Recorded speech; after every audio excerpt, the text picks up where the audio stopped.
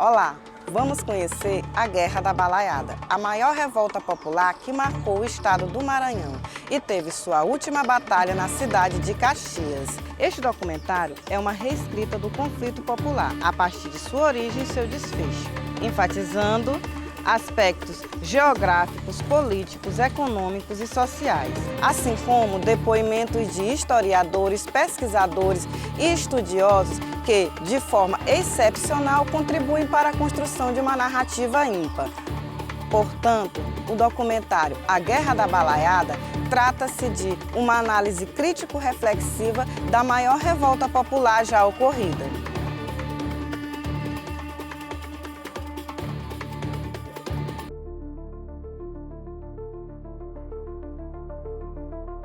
A Balaiada, também conhecida como Guerra dos Bem-te-Vis, foi uma revolta popular e social, ocorrida no estado do Maranhão no período de 1838 a 1841. A revolta teve início na Vila da Manga do Iguará. Muito se tem falado sobre a Guerra da Balaiada, já muitos escritos, muitas produções, depois das mídias, muitos documentários, vídeos. Então, falar da Guerra da Balaiada é interessante que a gente sempre recorte um ponto para que a gente tente trazer pelo menos algo novo para que a sociedade possa entender o que de fato foi essa grande revolução que houve aqui no Maranhão. E pelo menos as novas leituras, né, as novas narrativas que nós tivemos nas últimas décadas já foram positivas, porque saiu daquela perspectiva do passado, da exaltação do Exército a partir de Luiz Alves de Lima e Silva, que foi importante para o Estado, né, até para poder debelar a revolta, mas que não trazia um discurso de quem de fato estava por detrás dessas revoltas, que eram as camadas populares, e até grupos políticos que também, insatisfeitos por aquele contexto, estavam também dentro dessa guerra. Quando nós pensamos sobre o conflito, sobre a revolta da Balaiada, nós temos comumente a história voltada para todo esse conflito, todo esse movimento. E é interessante a gente pensar também a respeito desse percurso territorial que a Balaiada se desenvolveu, pelo menos nas principais regiões, né? Nas principais vilas, cidades que depois se passam para a cidade, né? Então esse percurso que vem da Baixada Maranhense, passando por Caxias e até o Piauí e a divisa com o Ceará, envolve diversos tipos de ambientes. Esses ambientes, tanto de relevo quanto de vegetação, também devem ser considerados dentro do percurso. Percebe o seguinte, é muito claro, a gente percebe claramente que a Balaiada ela não é de fato um movimento unificado. A gente já percebe que ela não é. Não percebe que ela não é porque parece que o Maranhão não era unificado. E a gente vai também ver o contexto da época, a gente percebe que a Balaiada, eu considero ainda, como era no período regencial, que é o reflexo de uma crise nacional, e a gente percebe ainda hoje que todas as vezes que há uma crise nacional, ela se reflete na estadual, se reflete na municipal, e não era diferente naquele tempo. Então a Balaiada se dá no momento da regência, que é um momento de crises políticas. E que essas crises políticas no período regencial é bem próximo, inclusive, de uma crise muito grande política, que era da nossa suposta independência. Ou seja, nós ainda estávamos vivenciando uma época ainda de crise do modelo da nossa independência. A guerra ou a revolta da Balaiada, que ocorreu aqui no município de Caxias dos anos de 1838 a 1841, tem um caráter popular. Ou seja, as causas, as motivações dessa revolta era a insatisfação das camadas populares, das pessoas mais simples e humildes e pobres dessa região. A revolta, as lideranças da revolta, elas nos trazem esse caráter popular, a pessoas bem empobrecidas, apesar de que havia uma parcela rica nesse movimento, os bem-te-vis. Um partido político que tinha grande presença aqui no Maranhão e no Piauí também, no século XIX. Por isso mesmo, a revolta da Balaiada, ela passa a ser conhecida como Balaiada, mas também como revolta dos bem-te-vis, devido a esse partido político. Porém, com muito mais vulto, as camadas populares, escravizados, vaqueiros, indígenas, que não são tão conhecidos na história da revolta, mas também lutaram, e alguns lavradores, além dos artesãos que faziam os próprios balaios, de onde advém o nome da revolta, balaiada. Então a balaiada, ela traz ainda resquícios do movimento que nós tivemos anti-lusitano de 1823, de 1824. Ela traz ainda resquício de uma independência que nós não gostávamos e que também não mudou nenhuma estrutura social. Então a balaiada ela não é um estanque, ela não é um recorte isolado. Ela é ainda um reflexo daquilo que nós vivíamos ainda do Brasil colônia, dá para perceber isso. E o Maranhão vivia ainda também isso. No momento em que o Maranhão tinha uma economia voltada para a agricultura, que era a economia brasileira, onde havia essa disputa de poder entre conservadores e liberais, que era o reflexo da política nacional, apesar de aqui o nome poderia ser modificado, como nós sabemos que os conservadores eram chamados de cabanos, os liberais de bentivis, mas eram os reflexos daqueles grupos oligarcas, dominadores, que estavam querendo ser presenteados com a independência. Ou seja, a independência do Brasil tinha que se entregar o poder para grupos políticos. E a gente percebe, a exemplo nacional, já que a nossa independência ela foi ainda nas mãos dos próprios portugueses, a gente percebe que a nível nacional, estadual, isso acontecia. Em contrapartida, houve a crise do açúcar. Holandeses se tornaram grandes concorrentes da produção açucareira produzida na região. Nessa perspectiva, a descoberta das primeiras minas de ouro nas regiões de Minas Gerais e Goiás transferiu o centro do sul do eixo econômico. Com isso, a desvalorização do algodão brasileiro. Essas ações desencadearam uma crise social devido à desigualdade. Outra causa estopim da rebelião foi quando Raimundo Gomes invade a cadeia de Vila da Manga para libertar seus irmãos e outros presos, em dezembro de 1838.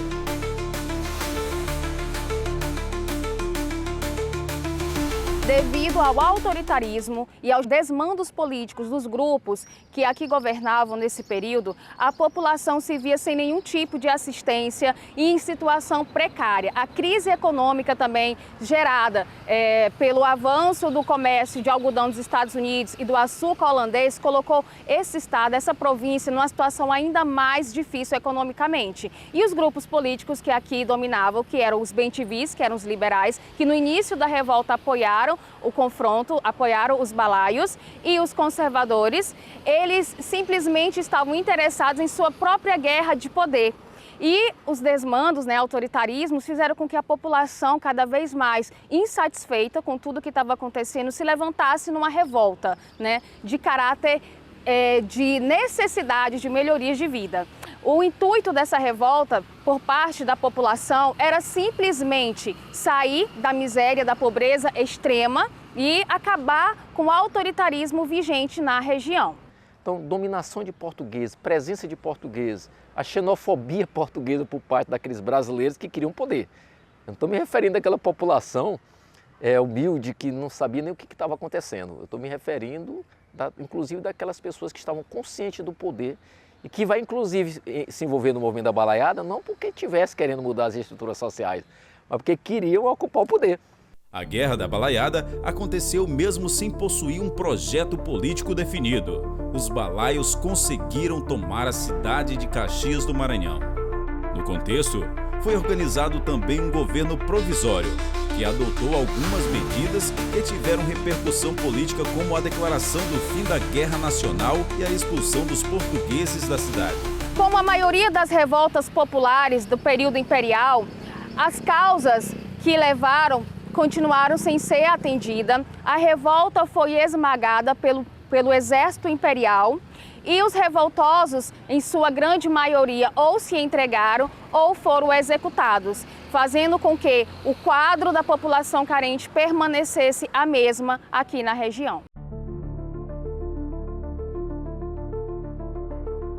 Fato interessante dentro do movimento, dentro da revolta da balaiada, que é a questão da comunicação. Um período em que se fazia grandes percursos à base de animal, e essa forma de fazer com que essas informações chegassem muito rápido, elas não demoravam tanto. E isso foi algo interessante, porque você cruza uma região de baixada, você cruza uma região que passa a Mata dos Babaçus, ou Floresta dos Babaçus, porque é uma mistura, depois Cerrado e vai para uma área de Caatinga, né? E aí você passa por ambientes que você não anda normalmente, você sai se desviando de condições que poderiam atrapalhar as lideranças, poderia atrapalhar o grupo de pessoas que circulavam em torno do movimento. Quando os balaios se direcionam à cidade de Caxias, eles são ajudados por uma boa parte da população que está descontente com o governo português, ajudados com mantimentos e armas.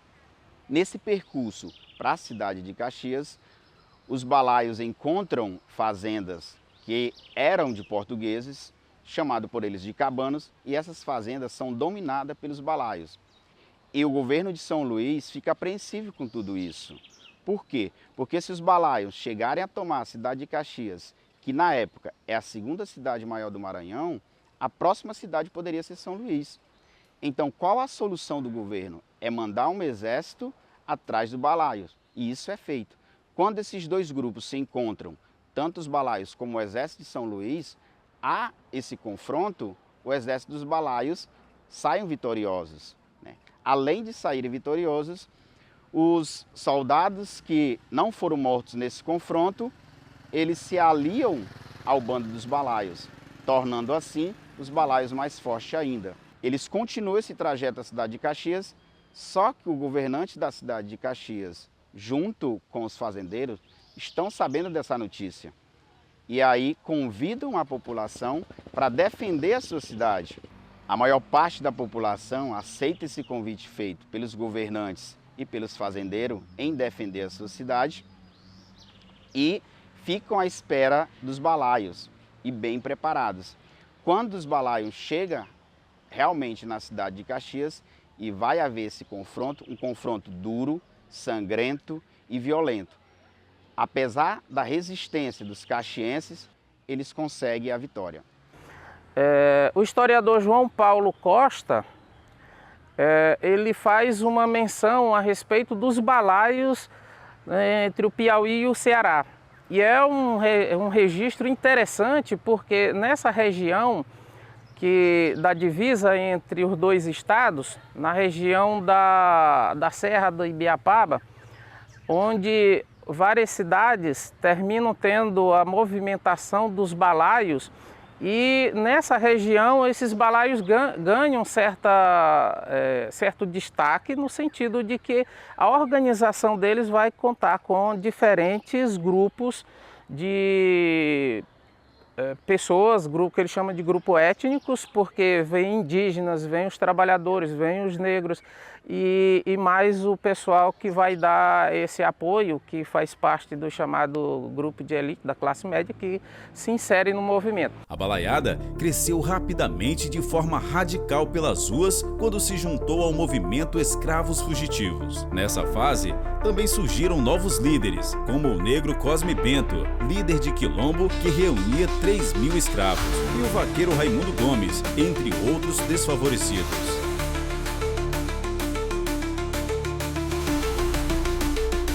Quando pensamos nas lideranças da revolta da balaiada, inicialmente pensamos em 4 nomes, 4 líderes desta revolta. Apesar de haver vários outros que acabaram não sendo tão estudados, nem tão pesquisados assim. O primeiro deles sendo um vaqueiro oriundo do Piauí, Raimundo Gomes Vieira Jataí, também apelidado de Cara Preta, pelo fato de ser mestiço. Ele acabou que teve um envolvimento com o partido Bem-te-viu, Partido Liberal, presente aqui no Maranhão e no Piauí também. Chegando ao Maranhão, ele, seu irmão e outros vaqueiros trabalhando para o Padre Liberal, seu irmão acabou ficando preso por uma discussão política entre cabanos e bem-te-vis. Esse se dá o estopim, desta forma, a invasão da cadeia por parte de Raimundo Gomes, o vaqueiro piauiense. Temos um segundo nome também muito conhecido nesta revolta, um artesão. Dele deriva o nome da revolta, balaiada, pelo fato do seu ofício, fazedor de balaios. Um artesanato muito conhecido aqui no Maranhão, similar ao que chamamos também de cofo. Há duas hipóteses pela qual ele entra na revolta. A primeira, por ter duas filhas estupradas, violentadas por agentes do Estado. Este líder, ele convidou toda a sua comunidade e assim ele adentra na revolta, trazendo um caráter muito mais social, já que ela começa com o vaqueiro com caráter político. A segunda vertente, a respeito do líder Manuel Francisco dos Anjos, ou Manuel Balaio, foi dois filhos seus levados no movimento Pega, aquele recrutamento forçado, acontecido lá no século XIX, para que os jovens lutassem nas revoltas imperiais que acontecia no Império Brasileiro. Este foi o segundo líder da revolta. O terceiro, não tão conhecido assim na revolta, não tão conhecido nos livros, na nossa historiografia escrita, foi um piauiense lá de Campo Maior, Lívio Lopes Castelo Branco e Silva. Este já tinha de maneira bem mais explícita o seu envolvimento com o partido Bem-TV. Ele era redator do jornal Bem-TV, no qual circulava as ideias liberais de oposição ao governo cabano, governo maranhense. Ele teve uma grande importância, o Lívio Lopes Castelo Branco e Silva, na revolta, pois ele trouxe 800 homens armados para tomar a nossa cidade de Caxias, onde foi o olho desse furacão. Este é o terceiro, não tão conhecido, porém o quarto e último líder dessa revolta, ele é muito pesquisado atualmente, muito estudado e bastante debatido pelo fato de ser uma liderança escravizada, uma liderança negra, seus pais de origem africana, Cosme Bento das Chagas, também conhecido como Negro Cosme. Ele teve a morte mais cruel pelo fato de ser escravizado e o Império querer dar uma resposta aos escravizados do Maranhão que lutavam por sua liberdade. Com Cosme Bento das Chagas, a revolta ganhou um caráter abolicionista. Ele chegou a fundar aqui no Maranhão, na cidade de Chapadinha, o quilombo Lagoa Amarela. Embora ele fosse natural do Ceará, lá da cidade de Sobral. Esse foi um dos líderes com maior vulto, muito temido pelos portugueses aqui no Maranhão, aqueles portugueses que ocupavam cargos públicos no partido cabano. Pelo fato de ser temido, mesmo por ser o escravizado, que procurava por fim a mão de obra escravizada no Maranhão e assim, por fim, até mesmo a economia maranhense. Esse era o motivo pelo qual os portugueses o temiam bastante. E por isso mesmo ele morreu um ano após o fim da revolta. A revolta termina oficialmente em 1841, porém o Negro Cosme ele só morre enforcado em praça pública em Itapecuru-Mirim em 1842. Essas são as lideranças mais conhecidas, mais importantes, mais faladas e pesquisadas na revolta da Balaiada. Com a radicalização da revolta, a classe média começa a se desvincular do movimento e logo depois começa a tomar medidas para contê-los. Assim, acabaram por apoiar as forças militares imperiais enviadas pelo governo central. As forças militares imperiais ficaram sob o comando do coronel Luiz Alves de Lima e Silva. Deste modo, o movimento foi então contido em 1841. Cerca de 12 mil sertanejos e escravos morreram nos combates. Nesse mesmo ano, Luiz Alves Lima chega à cidade de São Luís, com todos os preparativos necessários para conter essa revolta. Luiz Alves Lima tem um exército de 8 mil soldados, grande quantidade de arma, dinheiro à sua disposição e o poder político. Nesse período, o bando dos Balaios se direciona a outras regiões da cidade e Luiz Alves Lima sai de São Luís para vir para Caxias. Os revoltosos presos foram anistiados pelo imperador Pedro II. Com a vitória sobre a Balaiada, o coronel Luiz Alves de Lima e Silva recebeu o título de barão, na cidade de Caxias do Maranhão.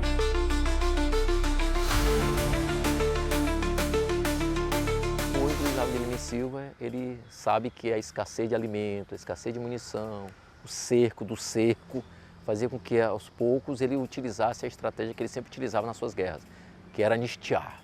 A gente sabe que até hoje um bom estrategista político, ele não vai viver de confronto.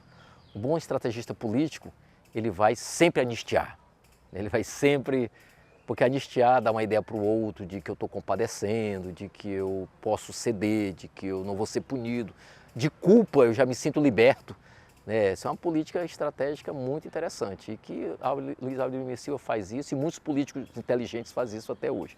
Luiz Alves Lima pode ter sido muito mais violento do que imaginamos.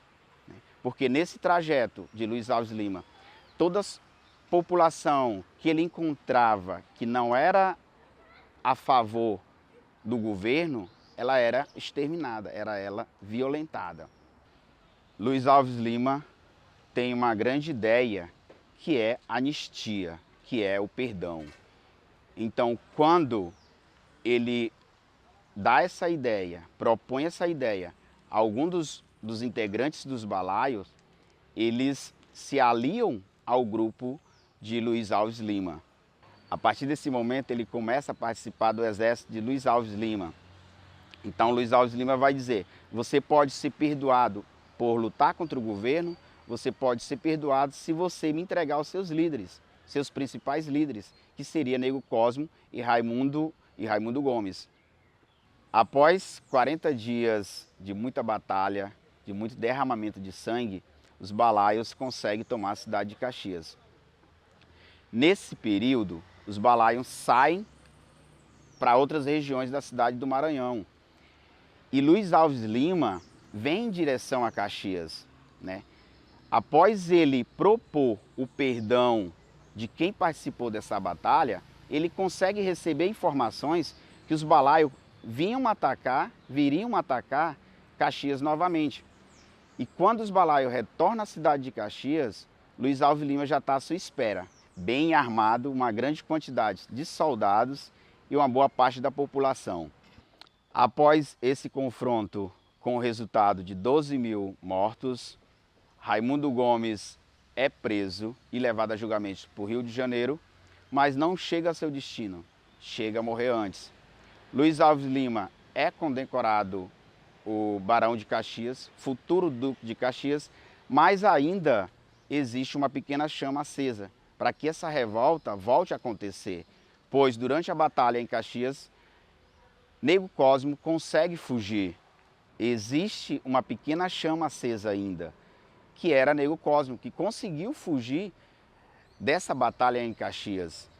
Mas isso durou pouco tempo, porque em 1842, Negro Cosmo é capturado e levado a julgamento.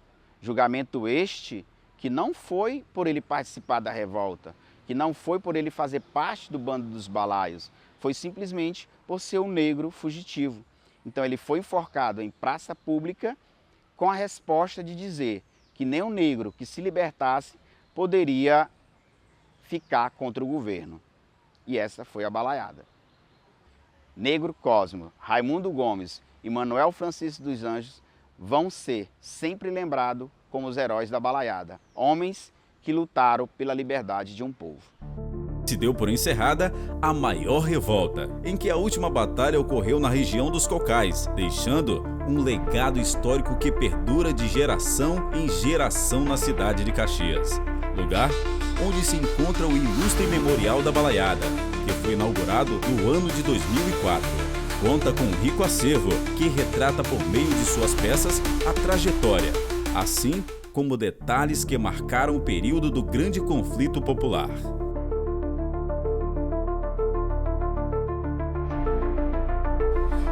Estamos aqui no Memorial da Balaiada, em Caxias, Maranhão, para falar do referido espaço. Aqui na frente do Memorial da Balaiada, nós temos a escultura dos líderes balaios, o Cara Preta, o Lívio Lopes Castelo Branco, Cosme Bento das Chagas, conhecido como Negro Cosme. Nós sabemos que a balaiada é uma guerra que marca a história do Maranhão, durou 3 anos, morrendo entre 10 e 12 mil pessoas. E temos o Memorial da Balaiada em Caxias, com um rico acervo, composto com mais de 350 peças, as quais retratam a história da Guerra da Balaiada. O Memorial da Balaiada foi criado para conservar, preservar, zelar, manter viva a história da guerra. E temos a felicidade de ter ao lado do Memorial da Balaiada as ruínas do antigo quartel, que foram edificadas no ano de 1823. Então, quando o visitante adentra o Memorial da Balaiada, ele pode conhecer diversas peças. Na entrada, nós temos um carregador de balaios, nós temos o coco babaçu, o nosso produto típico, nós temos o balaio, o símbolo do movimento, temos um hall de entrada, onde você pode encontrar um caldeirão de ferro de origem inglesa, espadas, sabres e punhais, mosquetão, arma de precisão, bala de canhões, projéteis. Temos também mostruários com chaves da casa do senhor Agripino Lobão, chaves do século XIX, ferro de passar, máquina de costura, lembrando as antigas profissões. Temos também uma xilogravura da artista plástica caxiense Tita do Rego Silva. Hoje a Tita é radicalizada alemã e o quadro retrata a Guerra da Balaiada, principalmente o acontecimento ocorrido em Caxias. Gente, e foi em Caxias que o Manuel Francisco dos Anjos Ferreira deu sua vida no movimento. Foi aqui que ele morreu, em Caxias, Maranhão. Então, quando se fala de balaiada, nós podemos dizer que ela marca a história da nossa cidade.